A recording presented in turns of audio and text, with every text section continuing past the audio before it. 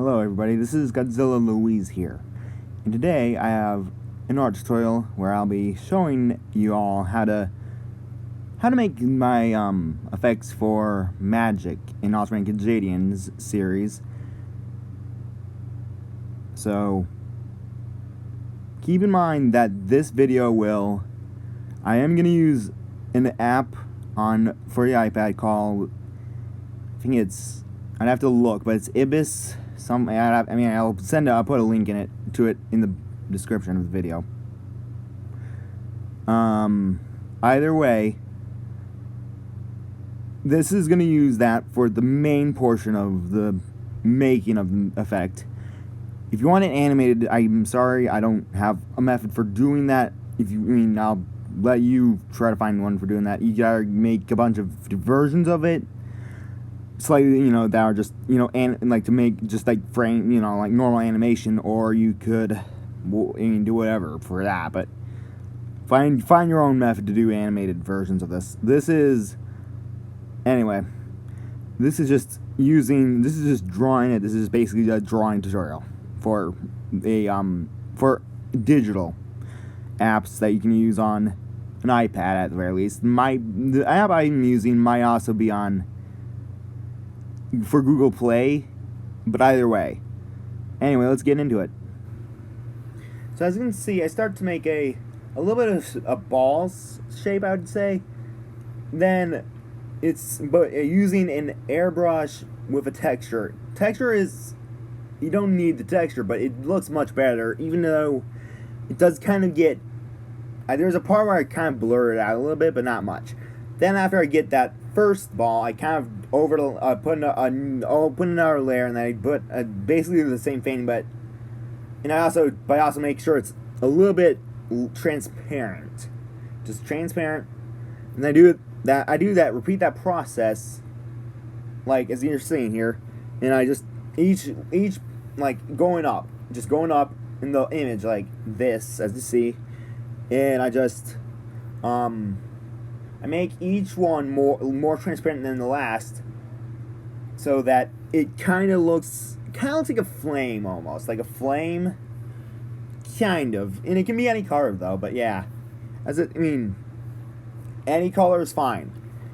Whatever color you want to make it whatever color you want to make it.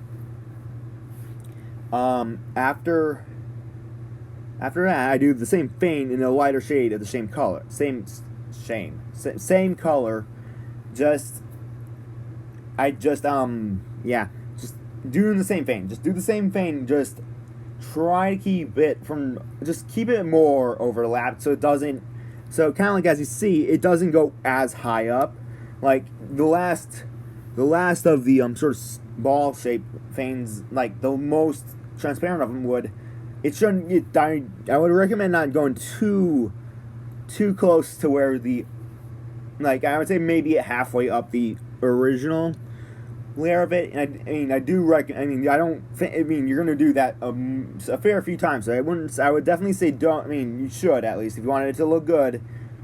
Each layer you do this idea, like this process of making all these. Just like what I'm doing right now in the image or video. It's just each time you do that,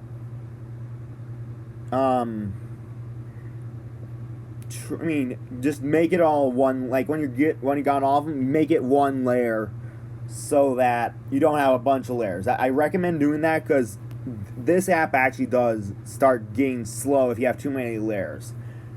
And I don't know if it's. I don't know if that's. I'm not an expert in this app yet. I recently started using it, but anyway. Let's see here. Let's see what I'm doing here. Yep. So now on to the next step where I actually I add just strokes of the same color I used on the second layer of the of that process I was doing with the the ball shapes and all that. And I just use that same color I was using for the second one of those, and then I just do that, and then after and just make strokes, and then that, as you saw what I did there. But I also I mean, it's a little bit darker too, so it's not just so that it's like a dark, like they'll make the layer so it darkens it up, so it's not the same color as the layer below it.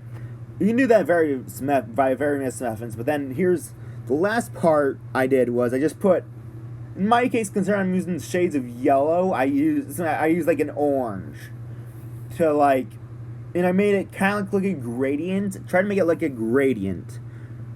And then I just put highlights in it after I got the gradient effect sort of thing. Remember, the gradient starts at the bottom. Where you started, when you made that first ball, at the very bottom, that first, like, ball shape, that is where you start with that gradient. And I highly recommend the gradient. It makes it look a million times better. And then you just put in highlights, and each highlight, it's just a stroke of pure white. And with that, this is basically the whole tutorial. You are pretty much done with the effect. And you can do this in any shape. It's just, you can do it any way you want. And I just used a very standard effect.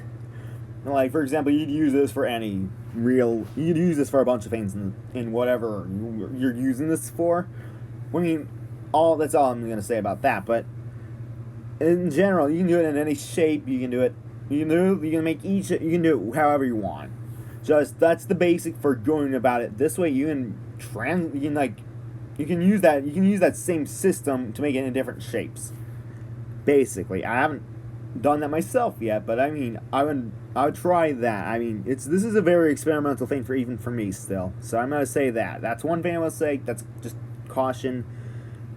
If you're doing this tutorial already, keep in mind this is very experimental.